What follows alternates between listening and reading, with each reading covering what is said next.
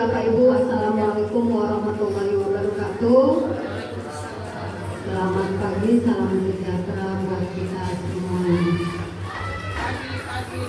Saya Siti Khalifah SPD MPD CGP Angkatan 11 dari Kabupaten Asahan CGP Rekognisi akan berbagi praktik baik tentang budaya positif, bagaimana penerapan budaya positif di UPTD SMP Negeri 1 Meranti. Baik Bapak Ibu, saya akan mulai kegiatan berbagi pengalaman ya, berbagi penerapan. Yang pertama di sini 3 motivasi perilaku manusia. Mungkin kita sering menghadapi peserta didik kita ya. Yang pertama untuk menghindari ketidaknyamanan atau hukuman. Nah, perlakuan peserta didik kita ketika melakukan sesuatu yang positif. Nah, ini ada 3. Ini kuncinya Bapak Ibu. Yang pertama untuk menghindari ketidaknyamanan. Yang kedua untuk mendapatkan imbalan. Mungkin Bapak Ibu di sini sering ya. Nah, kesini dulu nanti dikasih nilai bagus, pernah enggak? Nanti diberi apresiasi, pujian. Sebenarnya menurut kita itu hal yang benar, ya menurut kita. Tapi itu akan menumbuhkan kesadaran dari luar, bukan dari diri. Kemudian yang ketiga, untuk menjadi orang yang mereka inginkan dan menghargai diri sendiri dengan nilai-nilai yang mereka percaya. Berarti poin yang terbaik itu adalah poin yang ketiga. Nah, kalau dia ingin mendapatkan imbalan, menghindari ketidaknyamanan, berarti itu bukan atas dasar kesadaran diri. Lanjut Bapak Ibu. Nah, selalu kita di hadapan Bapak Ibu ketika di sekolah ya, sekolah manapun itu ada hukuman, ada konsekuensi, dan satu lagi ada segitiga restitusi namanya. Nah, di sini kita sebagai pendidik mungkin perlu meninjau ulang penegakan peraturan atau keyakinan sekolah ya. Kalau kepala sekolah mungkin keyakinan peraturan sekolah, kalau guru keyakinan kelas. Nah, di sini yang pertama tindakan terhadap pelanggaran berupa hukuman atau konsekuensi. Ini belum berupa disiplin positif atau restitusi. Kenapa? Setiap yang kita lakukan itu biasanya ya kita belum menunjukkan hal yang positif. Ketika peserta didik berbuat salah, kita selalu masih belum menggunakan segitiga restitusi. Bagaimana menyadarkan anak supaya tidak melakukan hal itu lagi? Karena kita tidak boleh bermain fisik. Ya, bagaimana menyadarkan dari dalam. Yang kedua, disiplin merupakan identitas sukses. Nah, jadi di sini hukuman merupakan identitas gagal. Ini sangat dalam maknanya ya Bapak Ibu. Katanya kalau disiplin merupakan identitas sukses, sedangkan hukuman merupakan identitas gagal. Kemudian disiplin itu ada 2 disiplin. Yang pertama disiplin dalam bentuk konsekuensi, yang kedua disiplin dalam bentuk restitusi. Ya, kalau kita menggunakan segitiga restitusi nanti akan saya jelaskan, ini sangat lebih baik. Nah, ini pendapat ahli Al-Fihon ya, mengemukakan bahwa penghargaan maupun hukuman adalah cara mengontrol perilaku seseorang yang menghancurkan potensi untuk pembelajaran yang sesungguhnya. Dalam hal ya Bapak Ibu, kita sering nggak memberi pujian, penghargaan. Ternyata ini kita melihat itu merupakan cara mengontrol perilaku seseorang yang menghancurkan potensi. Sementara ini kan selalu kita lakukan ya, kita selalu melakukan ini. Bagaimana kita memberikan apresiasi, bagaimana kita memberikan pujian, bahkan hadiah-hadiah. Kemudian untuk menjadi apa yang mereka inginkan sesuai nilai-nilai yang diyakini. Nah, di sini melakukan sesuai karena nilai yang mereka hargai dan yakini.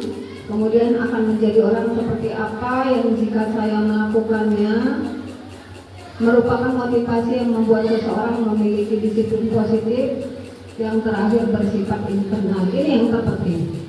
Kalau internal berarti kesadaran dari dalam diri, bukan dari luar.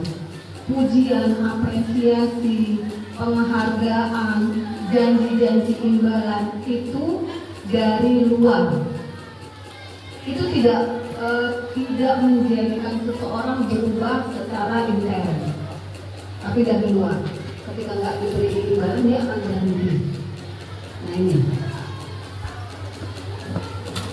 Saat kita berulang kali menjanjikan hadiah kepada anak-anak agar berperilaku bertanggung jawab, atau kepada seorang murid agar mempelajari sesuatu yang baru, atau kepada seorang karyawan, ini termasuk juga ya, agar melakukan pekerjaan yang berkualitas, kita sedang berasumsi mereka tidak dapat melakukannya, atau mereka tidak akan memilih untuk melakukannya. Paham ya Bapak Ibu? Nah, jadi ketika kita itu berjanji kepada murid untuk melakukan sesuatu, berarti mindset kita itu beranggapan, berasumsi bahwa mereka tidak mampu melakukannya. Ketika kita beri ini, mereka akan mampu. Itu dari luar. Mungkin kalau tahap awal boleh ya, tidak masalah untuk menstimulus respon. Tapi untuk kelanjutannya silakan pelan-pelan dihentikan. Kita ganti dengan kesadaran diri dari dalam. Kita lanjut. Kebutuhan dasar manusia dan dunia berkualitas. Nah, di sini untuk membangun budaya sekolah yang positif dengan lingkungan yang aman dan mendukung murid untuk menjadi pribadi yang berdaya dan bahagia. Salah satu upaya yang dapat dilakukan guru adalah memahami kebutuhan dasar yang mendasari perilaku murid. Di sini ada pendapat ahli William Glasser menyatakan bahwa seluruh tindakan manusia memiliki tujuan tertentu, yaitu memenuhi kebutuhan dasarnya. Nah, di sini kita lihat, ya. Nah, ketika semua kebutuhan dasar ini sudah terpenuhi, maka seseorang anak atau murid kita ya akan tumbuh seimbang dan bahagia. Benar tadi seperti Ibu Ros tadi ya, memproses peserta didik yang bermasalah ya, menanyakan apa yang dimau dalam melakukan posisi kontrol. Nah, sini. Nah, Bapak Ibu berada di posisi mana ketika memproses peserta didik? Apakah Bapak Ibu sebagai penghukum, pembuat rasa bersalah, teman, pemantau, atau manajer? Silakan Pak Aziz.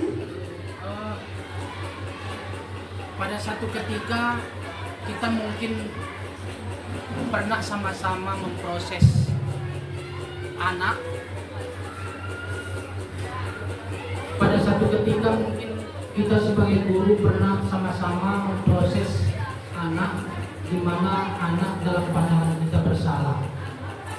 Tapi alangkah sulitnya kalau kita langsung menuju kepada perasaan berteman, mendekatkan diri, apapun namanya, sehingga anak itu terbuka.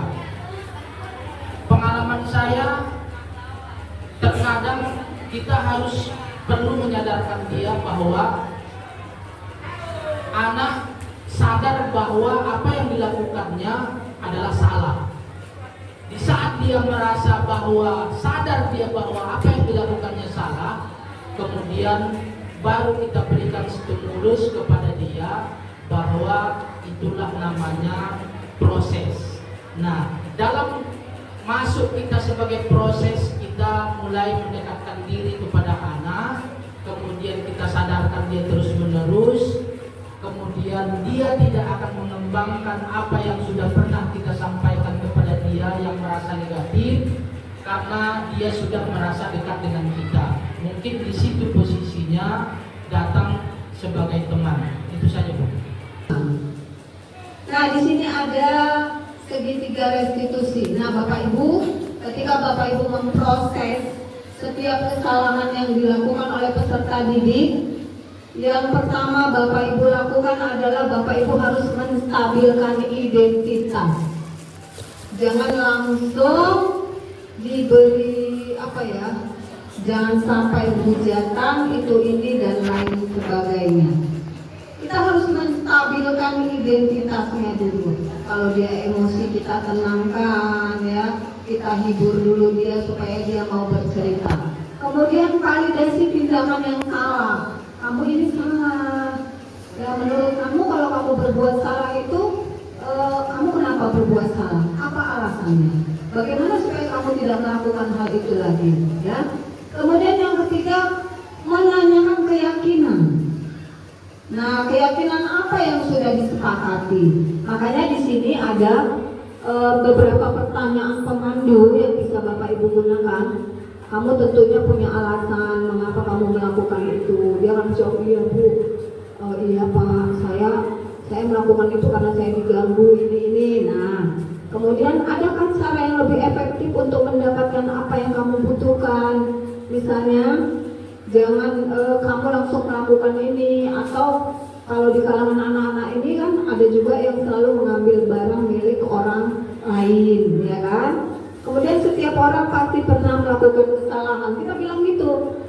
Nah, setiap manusia itu pasti pernah berbuat salah. Begitu juga saya sebagai guru, kamu juga. Nah, memang harus seperti itu, repot memang. Tapi hasilnya ini akan luar biasa jika kita memprosesnya dengan segitiga restitusi. Kemudian keyakinan kelas apa yang telah kita sepakati, kita tanya, ada nggak kesepakatan ini yang supaya kamu tidak melanggar? Kalau dia mengatakan ada, kenapa kamu melanggarnya? Apa sebabnya? Nah, itu. Kemudian kamu ingin menjadi orang seperti apa? Kita tanyakan. Ya, yang terakhir, kamu bukan satu-satunya yang pernah melakukan ini. Nah, harapannya dari proses segitiga restitusi ini, dari proses penstabilan identitas, validasi, menanyakan keyakinan, pada akhirnya murid atau peserta didik akan berubah menjadi lebih baik. Ya, kesadaran dari dalam. Mungkin itu Bapak Ibu pemaparan tentang budaya positif ya.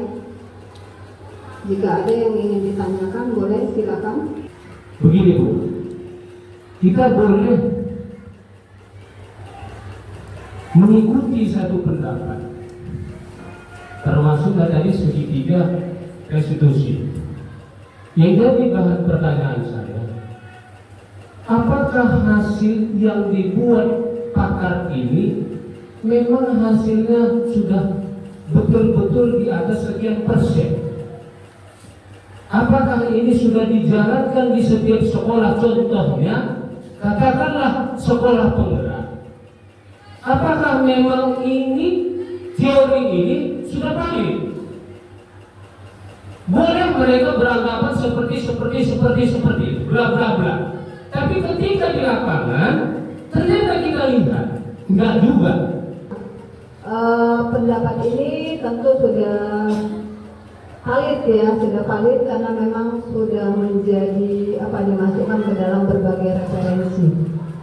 Nah mungkin di antara Kabupaten Asahan lah saya katakan ya, yang belum tersentuh program guru penggerak, mungkin persentasinya itu lebih besar dibandingkan dengan yang sudah mengikuti. Hanya saja karena saya memang selalu berkeliling, kemudian selalu mengikuti kegiatan program ini. Di kurikulum Merdeka ini kan ada budaya positif. Saya tanya dulu satu pertanyaan kepada Bapak Ibu. Ketika Bapak Ibu membuat kesepakatan di dalam kelas, apakah ada perbedaan dengan ketika Bapak Ibu tidak membuat kesepakatan di dalam kelas? Ada perbedaannya atau tidak? Ada, lebih baik atau lebih buruk? Nah, itu salah satu contoh keberhasilan, itu termasuk bagian budaya positif, ya. Karena di sini ada masuk menanyakan keyakinan apa yang sudah kamu sepakati.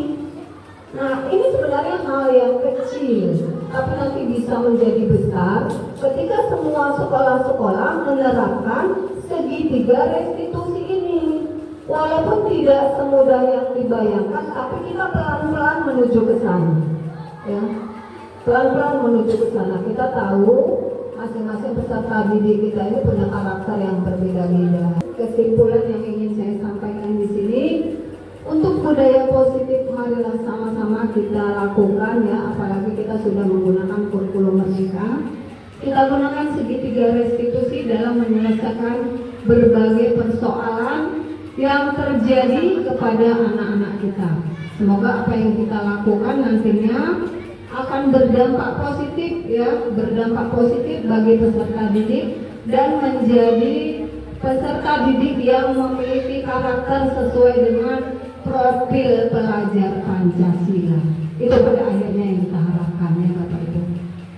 Kita ingin anak-anak kita memiliki budaya positif sesuai dengan profil pelajar Pancasila. Baik Bapak Ibu, terima kasih atas kebersamaannya hari ini.